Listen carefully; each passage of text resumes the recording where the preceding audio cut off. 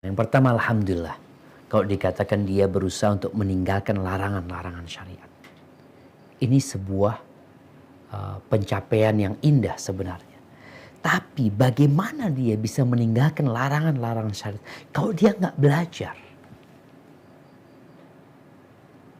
Orang itu ketika dia sakit lalu ke dokter, dia dikasih ilmu sama dokter. Nggak boleh makan ini, nggak boleh makan, tinggalkan ini, tinggalkan ini, tinggalkan ini. Ini ilmu mahal loh. Karena akan menyelamatkan diri dia. Maka kalau dikatakan orang itu meninggalkan larangan-larangan tapi nggak mau belajar, sepertinya dia tidak dapat meninggalkan semua larangan. Karena perlu adanya ilmu. Terus sebenarnya dia sudah berusaha untuk belajar, tapi berat. Mungkin di antara penyebabnya dia sulit menuntut ilmu untuk menambah ilmu syariat ini. Kadangkala yang menjadi penghalangnya adalah dunia. Ambisi dunia. Berapa banyak orang yang mengatakan nggak punya waktu buat ngaji. Kok nggak punya waktu? Kenapa orang lain punya waktu? Apakah engkau budak yang tidak bisa bebas melakukan aktivitas?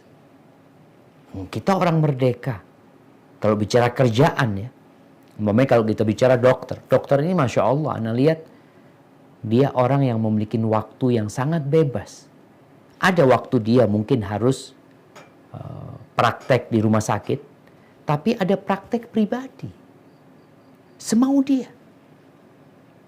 Kadangkala anak nganter abah anak ke seorang dokter. Katanya nanti mulai jam 7. Dokternya baru datang jam 8. Jam 9. Nggak ada masalah. Ada dokter yang libur. Dikatakan enggak, dokter ini prakteknya cuma hari Selasa, hari Kamis. Udah, setelah itu nggak ada sudah.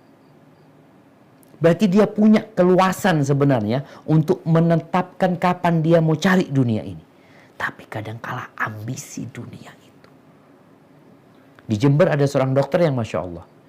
Dia nggak pernah praktek ba'dal maghrib ke isya. Nggak ada praktek. Kapan praktek? Ba'dal isya. Atau ba'dal asar. Kenapa? Ba'dal maghrib ngaji. Bisa dia menetapkan hal itu. Tapi tadi kadang-kala kan ambisi dunia yang menyebabkan kita akhirnya malas belajar. Kemudian yang kedua, kita kadang-kala kurang memahami fadilah menuntut ilmu agama. Di antara semua ibadah-ibadah sunnah yang paling utama ini adalah menuntut ilmu. Karena faedah ilmu itu akan bisa berpindah ke orang lain. Berbeda dengan faedah sholat kita. Ya sholat itu buat kita aja. Tapi ketika seorang itu berilmu, ilmu agama, dia akan mengajarkan kepada orang lain. Dia akan mengajak orang lain.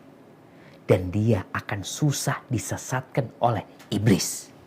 Ilmu ini. Ketika Syekh Abdul Qadir Jailani, ini ceritanya Ibnul Jauziyah, dia sedang di antara tidur dan terjaga, tahu-tahu dia melihat ada cahaya.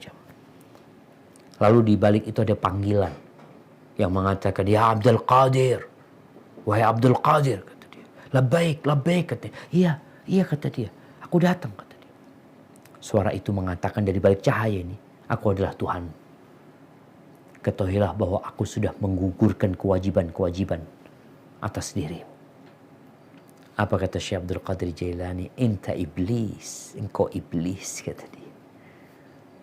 Apa kata iblis? "Dari mana engkau tahu kalau aku iblis? Sudah banyak orang yang aku sesatkan dengan cara ini." Allah itu memerintahkan sholat. Kok engkau nyuruh aku ninggalin sholat? Iblis. Kenapa bisa selamat? Karena ilmu. Tanpa ilmu, kadang-kala orang merasa, oh berarti aku sudah sampai makomnya, udah makom ma'rifat ya. Ada orang-orang yang nggak sholat, berhenti sholat. Maka itu kadang-kala yang menyebabkan kita, ya malas atau susah menuntut ilmu. Karena kita belum menghargai fadilah menuntut ilmu agama ini. Sedangkan ilmu dunia kadang-kala kita cari bertahun-tahun ya. Untuk mendapatkannya, tapi ilmu agama kita meremehkannya. Padahal itu adalah warisan para nabi. Hadza wallahu a'lam bissawab.